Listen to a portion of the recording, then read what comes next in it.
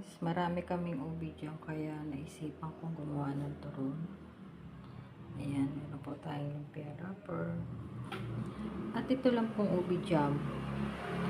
So lalagyan ko lang siya ng malunggay para medyo tingnan natin kung anong kalalabas. So yan, naglagay ako dito ng ubi jam. And then, lagyan natin ng konti lang malunggay. Konting-konti. Ayan. Kasi baka pumait siya. Gusto ko lang i-try kung anong lasa. At least healthy. So, yan. Mix lang natin. And then, lalagay na natin siya sa wrapper. Ayan.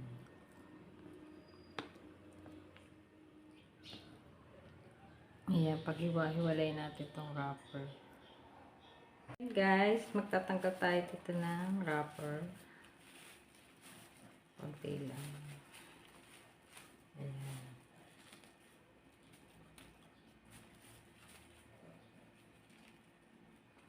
So, bali gagawa lang siguro ako ng mga 4 para titikman lang natin.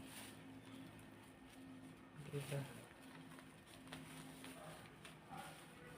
Ayan. So, pagdodoblihin ko na lang para makapal. Ayan. So, yan, gawa tayo. Kuha tayo ng konti. Konting-konti lang. Medyo makapit yung ubi. Medyo mahirap siya.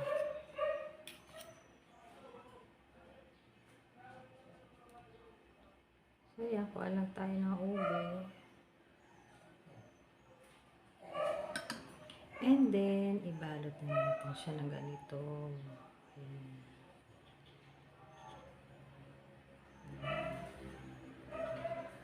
Hindi ko na siya nilagyan ng asukal kasi yung ubi dyan matamis na yun. So, yan. Ayan, nakagawa na tayo ng isa and then gagawa na ulit tayo ng isa pa.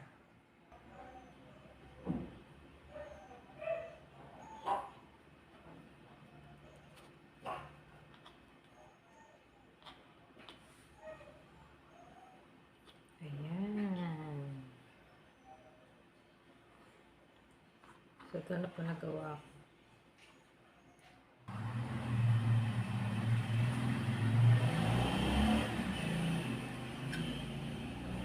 Tsagain nyo lang. Kung kayo may may saging na saba or cheese, yan. Ayan, katry ko muna malunggay kasi puro cheese na yung nakakita ko.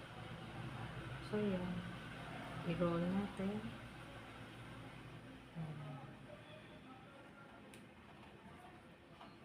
Ayan.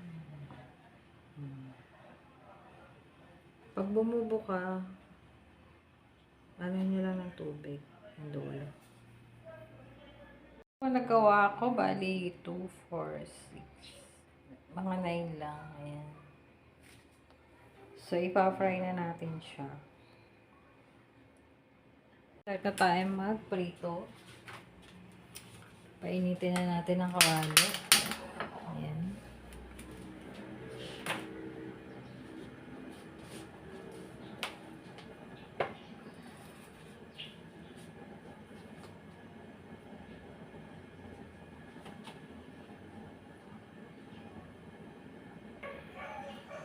Okay, lagyan na natin siya ng mantika. Ng kawali.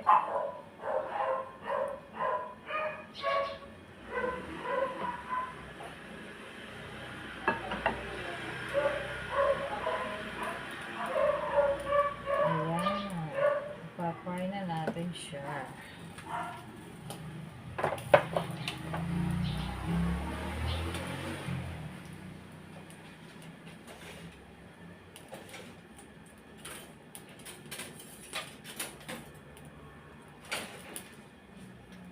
So, dapat mainit na mainit po yung ating kawali para hindi siya kumapit.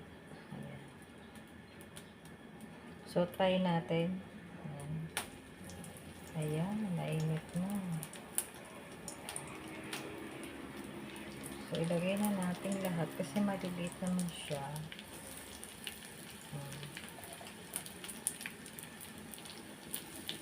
Sayang init eh pag konti lang, di ba? So, ayan. So, bali 5 together. So, yan. Wait lang natin siya mag-brown. Naan natin ang apoy kasi baka masunog. Yan.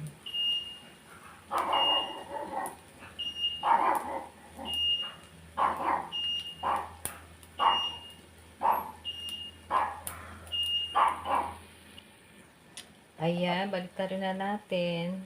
O, diba? Brown na siya. Madali lang siyang maluto. Diba? May merienda na tayo. For today.